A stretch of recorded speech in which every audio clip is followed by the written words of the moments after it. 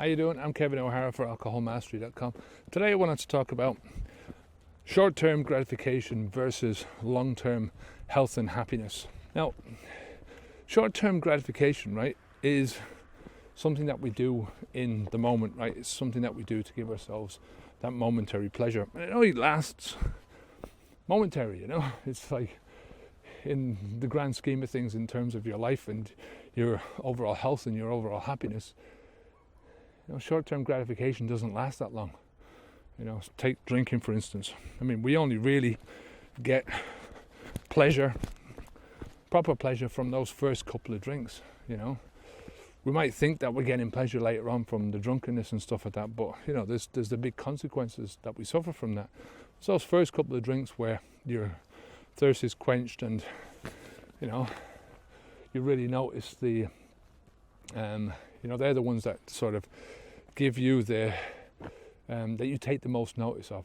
After you've had that first two drinks, you don't really notice the next ones. You're sort of drinking it and you're doing other things. You're sort of getting into the drunkenness or whatever it is that you're doing, but you're not really getting the full buzz out of the two drinks. Now, the problem with thinking about your long-term health and your long-term happiness is that what I've just said is that you only ever get the moment, right? This is the only time that you ever get in your life, is this moment and the next moment and the next moment, right? So,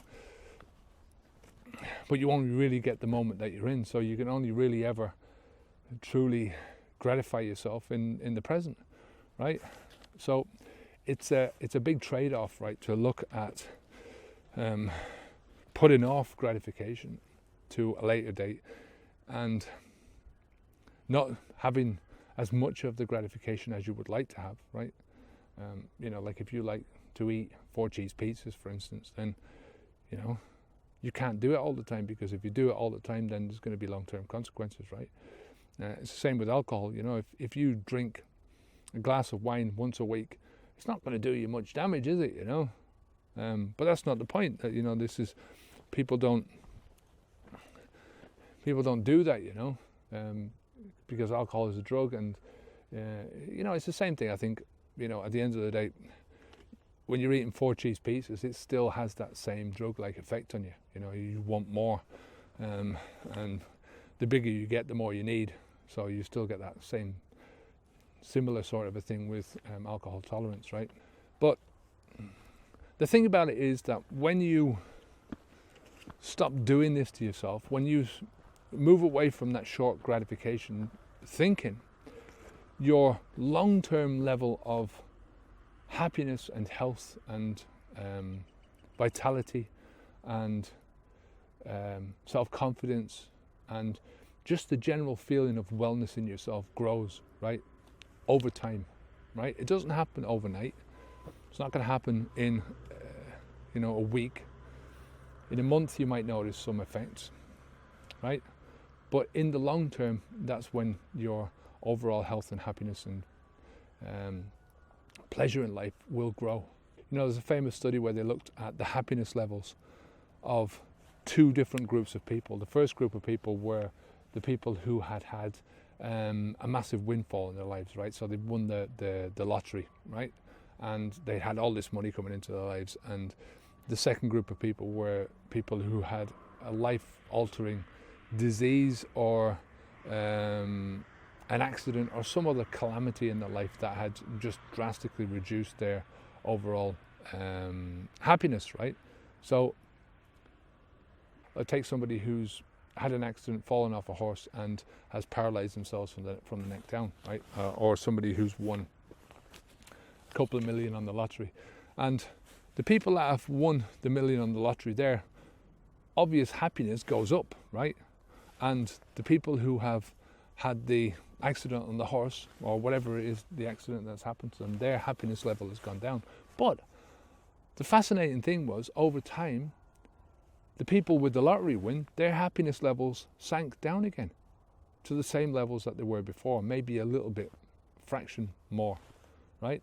And the people who had the devastating illness or accident, their happiness levels rose once they started and they figured out, well, this is it. This is what's happened to me. I've got to make the most of it. I want to try and figure out things. And they figured out things in a different way. They figured out how to do things in a different way. Then their happiness levels rose, to the same levels or fractionally below what they were before.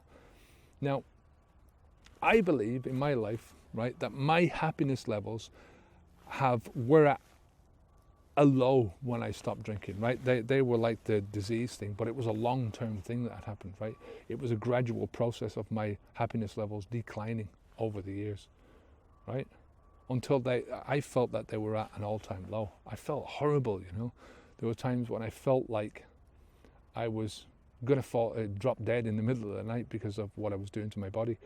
I never had any sort of serious suicidal thoughts. I often, you get the odd sort of time when you think about it and you think, God, what's the fucking point in all this, right? That comes from just base depression, I think, when you're feeling very low, you're feeling at your lowest.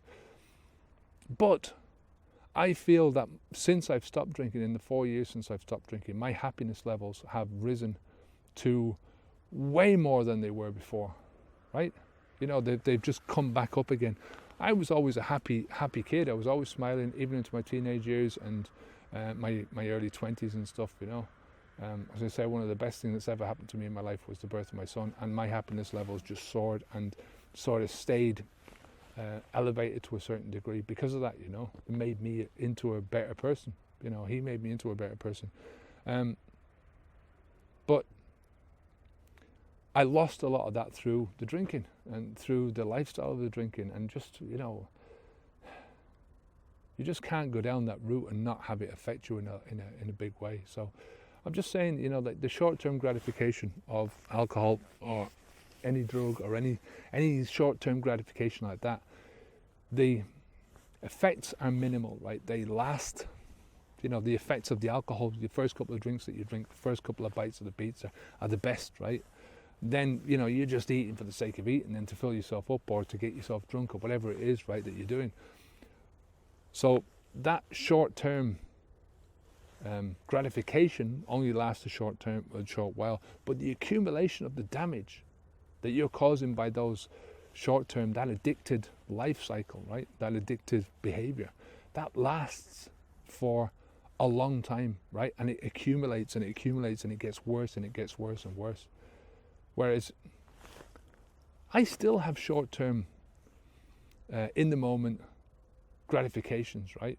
Short-term gratifications, I still have those, but they're healthy gratifications now. They're not something which is going to cause me a lot of damage in the long term, I get my short-term buzzes out of watching a silly television program or going out walking, or I have healthy things, one of the best things that I found here, I said I turned vegan there